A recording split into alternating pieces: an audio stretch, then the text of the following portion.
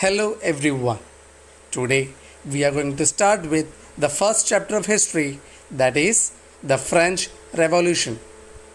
French Revolution is very important to learn in the world history because it has many important concepts like liberty, equality and fraternity. French Revolution has many reasons like economic, political, social reasons. But first, we will understand about the background of the French Revolution. In 1774, Louis XVI came into power. He was from Bourbon family. He married to an Austrian princess named Marie Antoinette at the age of 20. She was a very bad advisor to the King Louis XVI. When Louis XVI came into power, he found that his treasure was empty, which was a very big problem for him. When he come to know about the reason was the war. Actually, France involved in war for a very longer period. France was into the war against Britain. That Britain has captured almost 13 colonies of USA. France was trying to help USA against Britain. And for that purpose, France is not only spending their money, but they are also taking money from the lenders at a very high interest rate of 10%.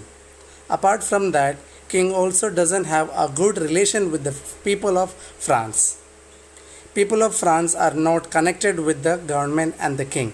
The king was not able to take good decision because one side his treasure was empty, second he has to pay very high interest rate, third he has to maintain his army expenses. For maintaining all these expenses he needed money. War debt added about 2 billion livres. Livres is actually French currency. After so much of discussion and decision, King came out with the solutions that there must be a tax increment. Through this increasing tax rate, they can sort out all the problems related to it. But because of the old tradition of the France, the king alone cannot increase the tax. He has to take permission of the Estates General. Estates General is a political body of France. Now let's discuss the society structure of France during 18th century. The France society structure was divided into 3 estates. The first estate were clergy, second estate were nobility, and third estate were peasants, that is working class. First estate, people known as clergy. Clergy are the people who are maintaining the church like father or priest. Second estate, people are known as nobility, means feudal lord. What is feudal lord? Feudal lord were the rich and powerful people of France.